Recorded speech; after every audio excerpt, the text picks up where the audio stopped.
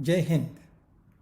आज आपण या वेबसाईटवरल्या MCQ प्रश्नांमधल्या जॉग्रफी म्हणजे भूगोलाच्या पहिल्या MCQs 1 या प्रश्नपत्राची उकल करणार आहोत.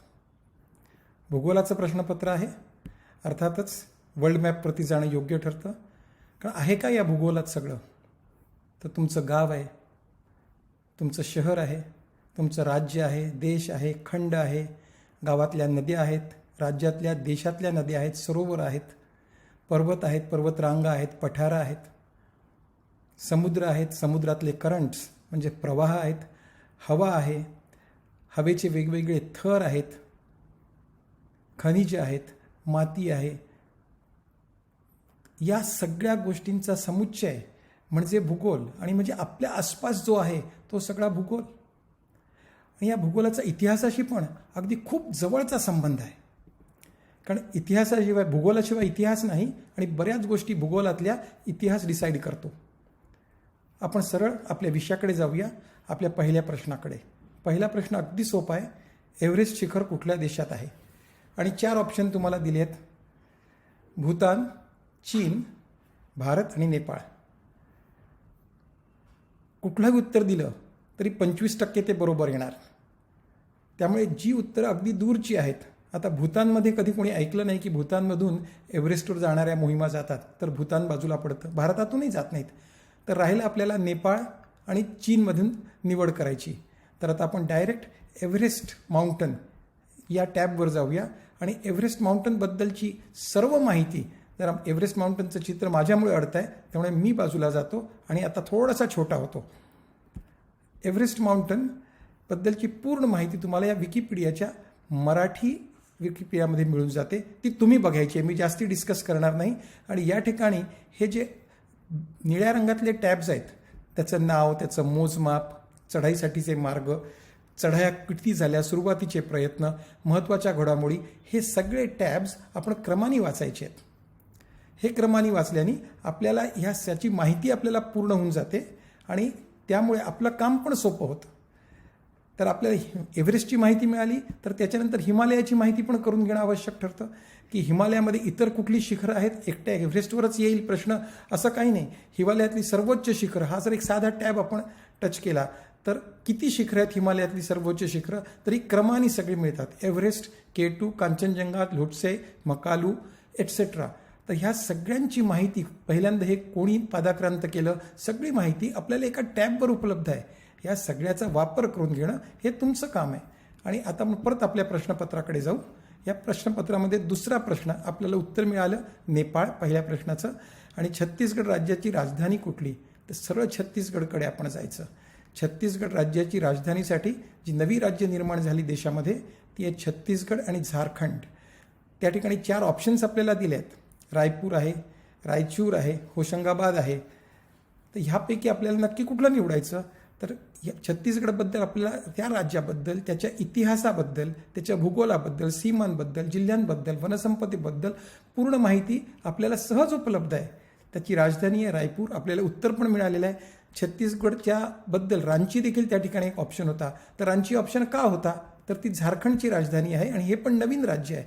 परत झारखंडबाबत देखील हे नामकरण का, इतिहास काय, भूगोल काय, जलवायू काय, वनस्पती, जैविकी, त्या एका नव्या राज्याबद्दलची संपूर्ण माहिती, हा सगळा स्रोत आपल्याला मिळतो. आणि ह्याबद्दलचे कुठलेही प्रश्न येत असतील तरी ते सोडवता येतात. आपण प्रश्न 2च सोडवले, परंतु 2 प्रश्नाबरोबर जवळजवळ 20 प्रश्न इतकी माहिती आपल्याला या ठिकाणी मिळून आली. चला परत आपण आपल्या प्रश्नपत्राकडे जाऊया. तिसरा आपला प्रश्न आहे, नर्मदा नदीवरील धरणाचे नाव काय? आपले ऑप्शन्स आहेत उकाई, भंडारदरा, सरदार सरोवर आणि हिराकूड. 4ही धरणच आहेत. आता यातली कॅन्सलेशन टेक्निक आपलं जे आहे की जे अजिबातच वाटत नाही, तर हिराकूड महानदीवर आहे, सगळ्या याद्यांमध्ये सापडतं आपल्याला. भंडारदरा महाराष्ट्रात आहे, तापीवर जाऊ शकत नाही. त्यामुळे आता उकाई आणि सरदार सरोवर. तर उकाईमध्ये काय आहे ते आपण बघूया. बघा उकाई डॅम, मला मराठीतला जास्ती डिटेल्स मिळाले नाहीत म्हणून विकिपीडियाच्या ह्या एडिशनमधून मी हे डिटेल्स घेतले. तर उकाई डॅम तापी नदीवर आहे, पण आपलं उत्तर ते नाही. आता एकटा उरला तो म्हणजे सरदार सागर. तर आपण सरदार सरोवराकडे पण जाऊया. तर सरदार सरोवर नर्मदेवरती आहे, आपल्याला उत्तर मिळालेलं आहे. आणखीन त्याची उंची किती वगैरे ही सगळी माहिती या ठिकाणी तुम्हाला मिळून जाईल. त्यामुळे उत्तर मिळत असतानाच त्याची इतर जी माहिती आहे ती पण आपल्याला ह्या पद्धतीच्या अभ्यासामध्ये मिळते. त्यामुळे यापुढे मी कुठल्याही नदीवरच्या धरणाबद्दलचा एकही प्रश्न विचारणार नाही.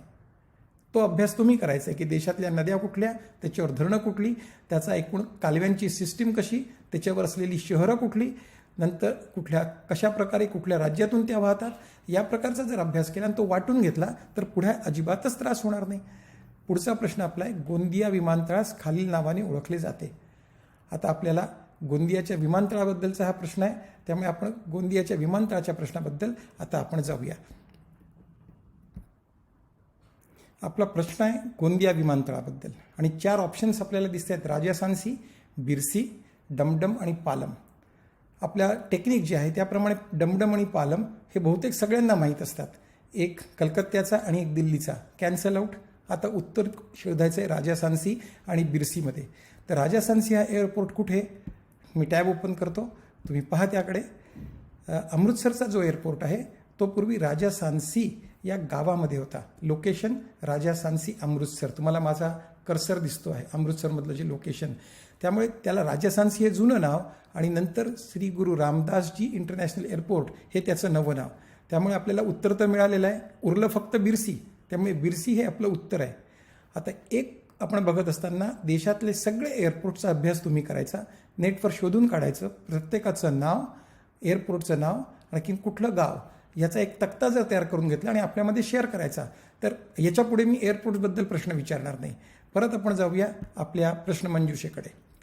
प्राणहिता नदीच्या उगमस्थानाबद्दल ह्याचं डिस्कशन मी पहिल्या व्हिडिओमध्ये पण केलं होतं, जेव्हा मी गोदावरी नदीबद्दल चर्चा केली होती की गोदावरी नदी जेव्हा वाहत जाते तेव्हा त्याला वर्धा आणि पेनगंगेचा एकत्रित प्रवाह जो वैनगंगेला मिळतो गडचिरोली जिल्ह्यात, तो पुढे वाहत जाऊन प्राणहिता या नावाने वाहतो 113 किलोमीटर, आणखीन त्यानंतर सिरोंचा येथे मिळतो. त्यामुळे प्राणहिता नदीच्या उगमाचा प्रश्नच निर्माण होत नाही.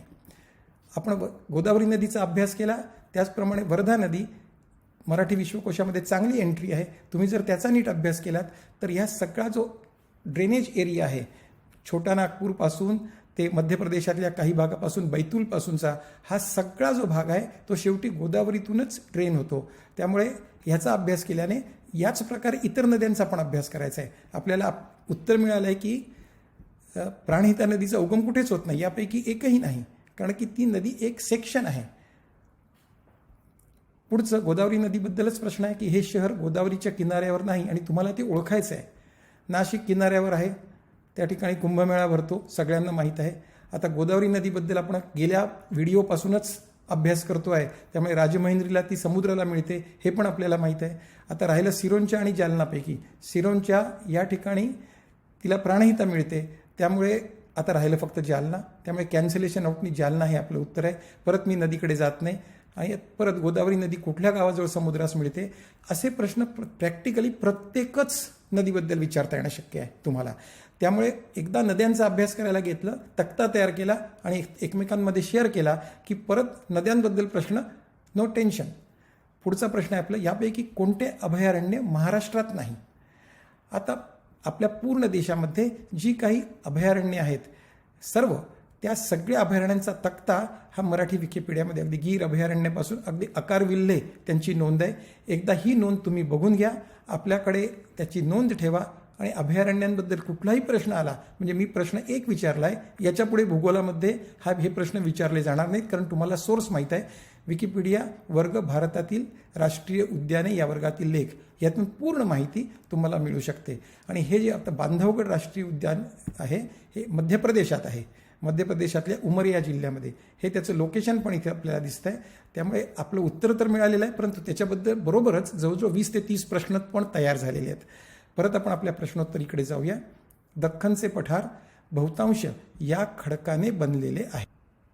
तर दख्खनच्या पठाराबद्दल बोलायचं झालं तर हा जो पूर्ण पठाराचा भाग आहे, सह्याद्रीपासून ते पूर्वेकडे गेलेला आणि पूर्णपणे बंगालच्या उपसागरापर्यंतचा दख्खनचा पठार.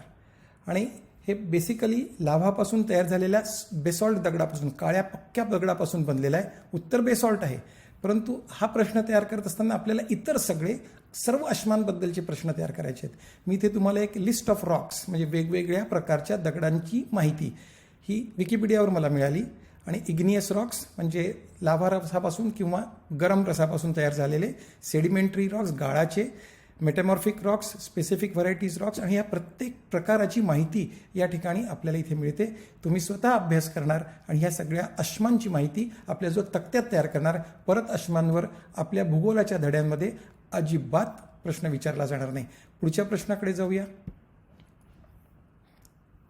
तर उत्तर बेसॉल्ट तिथे झालं. चेरापुंजी हे गाव या राज्यात येते. अगदी लहानपणामध्ये भूगोलाच्या धड्यांमध्ये सगळ्यात जास्ती पाऊस पडणारं गाव म्हणजे चेरापुंजी, सगळ्यांना आपल्याला माहीत आहे. परंतु जी 4 जागा दिली आहेत त्या पूर्वोत्तराकडच्या सगळे राज्य, आसाम, अरुणाचल प्रदेश, मेघालय आणि मणिपूर ही राज्य दिली आहे. उत्तर तर मेघालय आहे आणि मेघालय हे अगदी, चेरापुंजी हे पूर्णपणे बांगलादेशच्या बॉर्डरवर आहे. चेरापुंजीला जर उभं राहिलं तर बांगलादेशचा प्लेन्स म्हणजे पूर्ण सपाट भाग अगदी वरून अगदी खाली नीट दिसतो. आणि या ठिकाणी जो पाऊस पडतो, उत्तम धबधबे आहेत. नक्की त्या ठिकाणी कधी ना कधी भेट द्या. पुढच्या प्रश्नाकडे जाऊ. खालीलपैकी एक ही गंगेची उपनदी आहे. गोमती उपनदी नाही, sorry, I am correcting myself. Gomti, Ghaghara, Gandak आणि कावेरी. आता या तिन्ही उत्तरेतल्या नद्या आहेत आणि कावेरी ही दक्षिणेतली नदी आहे. त्यामुळे कॉमन सेन्सने कावेरी ही उपनदी नाही हे स्पष्ट होतं. आपल्याला उत्तर तर मिळालं आहे, परंतु या बाकीच्या 3 गोमती, घागरा आणि गंडक आहेत तरी कुठे? तर हे गंगेचा मॅप, हे गंगेचा बहाव, आणि गंगेच्या बहावाबरोबर आपल्याला दिसते गोमती, नंतर घागरा. यामध्ये गंडक दिसत नाही आहे, तर ते दुसऱ्या मॅपमध्ये मी आपल्याला दाखवतो. तर यामध्ये ही लाल जी दिसते आहे, लाल कोसी, आणि ही गंडक. ह्या सगळ्या नद्या, कोसी, गंडक, या सर्वच्या सर्व नद्या आपल्याला नेहमीच कुठून आलेल्या दिसतात? तर आपल्याला तराईमधून आलेल्या दिसतात, नेपाळ तराईमधून.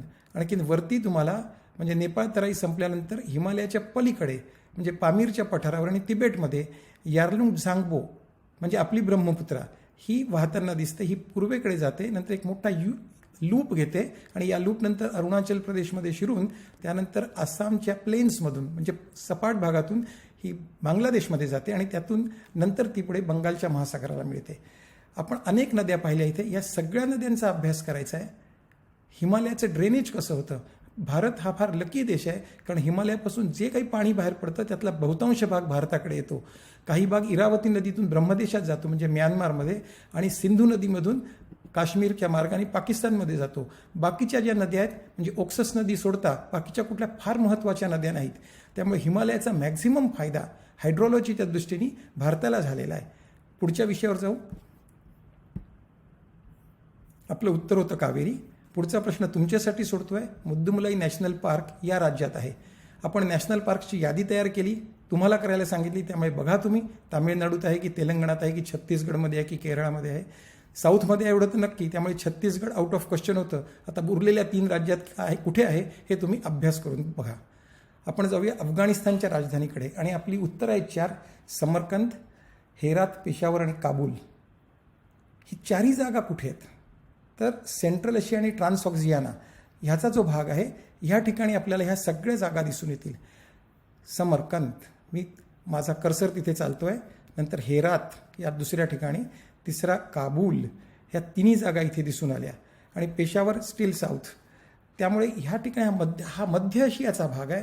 बेसिकली समरकंद आणि हे ताशकंद तिथे दिसते, उझबेकिस्तानची राजधानी. ह्याला हिस्टॉरिकल रेफरन्स खूप आहे. आपण जेव्हा इतिहासाचा अभ्यास करतो तेव्हा बाबर हा भारतामध्ये, बाबर आपण म्हणतो, हा फरगणा प्रांतातून आला. फरगण्यातून त्याला पळवून लावल्यानंतर तो समरकंदला गेला, तिथून पळवून लावल्यानंतर तो काबूलला गेला. काबूलमधून 2-3दा ती समरकंदवरती चढाया केल्या, जिंकलं, परत बाहेर पडला आणि फायनली काबूलपासून तो लाहोरच्या मार्गाने भारतामध्ये दिल्लीपर्यंत पोहोचला. 1526ची पानिपतची लढाई. त्यामुळे भूगोल आणि इतिहास हे एकमेकांशी एवढे सगळे एकत्र जोडलेले आहेत. इथे तुम्हाला ओक्सस नदी दिसते. ओक्सस ही हिंदुकुशच्या रेंजमधूनच बाहेर पडते, म्हणजे हिमालयाचाच ड्रेनेज आहे, हिमालयाचंच पाणी आहे. इथे बदक्षां प्रॉव्हिन्स आहे आणि इथे बल्ख प्रॉव्हिन्स आहे. हे दोन्ही प्रॉव्हिन्सेस हे मुघल एम्पायरमध्ये होते पूर्वीच्या काळातल्या, आणि ही ओक्सस नदी वैदिक लिटरेचरमध्ये हिला चक्षु किंवा वक्षु नदी म्हणायचे. म्हणजे ह्याचा रेफरन्स फार जवळजवळ 5000 वर्षापूर्वीपासूनचा हा रेफरन्स आहे. तर भूगोलामध्ये जेव्हा आपण अभ्यास करतो तेव्हा भूगोलाबरोबर इतिहास देखील पक्का होतो. केवळ ही तुमची परीक्षा जी पोलीस भरतीची परीक्षा त्या व्यतिरिक्त देखील भूगोलाबरोबरच इतिहासाची आणि MPSCची तयारी देखील तुम्ही करू शकता, कारण इतिहास आणि भूगोल हे फार क्लोजली लिंक्ड असे विषय आहेत. चला पुढच्या विषयावर जाऊया. आपल्याला राजधानी मिळाली काबूल, त्याच्यानंतर माखणा या पिकाबद्दल आपण बोलू. कुठे घेतलं जातं? सगळे प्रसादामध्ये खातात, परंतु जगातलं 80% जवळजवळ माखणा हे एकट्या बिहार राज्यात होतं. उत्तर बिहार आहे. माखणा या पिकाबद्दल अधिक माहिती तुम्ही स्वतः नेटवरती गोळा करायची. गृहपाठ आहे. आणि खालीलपैकी सर्वात स्वच्छ विजेचा पर्याय कुठला, हे आजचा आपला शेवटचा प्रश्न आहे. व्हिडिओ ऑलरेडी 15 मिनिटाचा झाला आहे, त्यामुळे मी जास्ती प्रश्न घेत नाही, कारण फार लांब व्हिडिओ हा योग्य नसतो. आणि म्हणून आता याचे 4 ऑप्शन्स बघा: लिथियम बॅटरी, जलविद्युत, औष्णिक आणि अणुऊर्जा. ह्यापैकी सगळ्यात स्वच्छ वीज कुठली? तर जी पाण्याने तयार होते, म्हणजे जलविद्युत, व्हेरी क्लीन इलेक्ट्रिसिटी. तो त्याचे उत्तर तर हे आहे, परंतु हे उत्तर बघत असतानाच महाराष्ट्रात एकूण जलविद्युत प्रकल्प किती, देशात जलविद्युत प्रकल्प मोठे किती, टोटल इलेक्ट्रिसिटी प्रोडक्शनपैकी हायडल प्रोडक्शन किती, म्हणजे जलविद्युत प्रोडक्शन किती, औष्णिक प्रोडक्शन किती, औष्णिक कमी का करायला पाहिजे आणि हायडल का वाढवायला पाहिजे. त्याचप्रमाणे अणुऊर्जेची केंद्र देशात कुठे कुठे आहेत, जैतापूरचा वाद काय होता. या सगळ्या विषयांवरती आपण जेव्हा अभ्यास करतो तेव्हा आपल्याला हा सगळा विषय पूर्णपणे समजतो. केवळ भूगोल नव्हे, तर त्याबरोबर एकूण जनरल स्टडीजची तयारी, MPSCची तयारी देखील अत्यंत उत्तम पद्धतीने होते. या पद्धतीने जर आपण तयारी केली तर आपल्याला कुठलाच त्रास होणार नाही आणि आपला भूगोल हा जो विषय आहे त्याचा हा आनंददायी विषय होतो. ही पृथ्वी, ही वसुंधरा, हा भूगोल, ह्याची पूर्ण माहिती जेव्हा मिळते, याचा इतिहास आपल्याला कळतो आणि इतिहास हा भूगोलाने कधीकधी ड्राईव्ह होत असतो. भूगोलाच्या कारणांमुळे अनेक ऐतिहासिक घटना घडत असतात. पुढे जेव्हा इतर विषय घेईन तेव्हा याबद्दल आपण निश्चित बोलू. तर नीट अभ्यास करा. आपल्या ह्या लेसनमध्ये खाली काही गृहपाठ पण दिला आहे, तो गृहपाठ पण बघून घ्या. तुमचा 10 जणांचा गट आहे. या 10 जणांच्या गटामध्ये ह्यातली प्रत्येक एक विषय आपण वाटून घेणार आहोत. कृष्णा, तापी, कोयना, वैनगंगा, भीमा, गंगा, नर्मदा या नद्यांची पूर्ण माहिती आपण मिळवायची आहे. अगदी उगमापासून ते समुद्राला मिळेपर्यंत त्या ठिकाणी किती डॅम्स आहेत, कालव्यांची सिस्टीम काय आहेत, काठावर शहरं किती आहेत, सगळं काही. नंतर महाराष्ट्रातील औष्णिक आणि जलविद्युत निर्मिती केंद्रे आणि ॲटॉमिक रिॲक्टर्स यांची पण माहिती घ्यायची आहे. महाराष्ट्रातील देशातील सर्व अभयारण्यांची माहिती घ्यायची आहे. भारतातील सगळे विमानतळं, त्यांची नावं, नंतर अश्माचे म्हणजे रॉक्स आणि मृदेचे म्हणजे मृत्तिकेचे प्रकार यांची माहिती घ्यायची आहे. एकेकाने तयार करायचं. आपल्या इतर 9 जणांना एक विषयातली माहिती तयार झालेली वाटप करायची. कुठल्याही ग्रुप चॅट ॲपवरून शेअर करायची आहे. सह्याद्री, सातपुडा, विंध्य, अरवली, निलगिरी भारतातले पर्वत. आणि जर प्रश्न विचारणारा जर आणखीन थोडा बाहेर जाऊन प्रश्न विचारणार असेल तर हिंदुकुश, काराकोरम, पीर पंजाल, कुनलुन या पर्वतरांगा.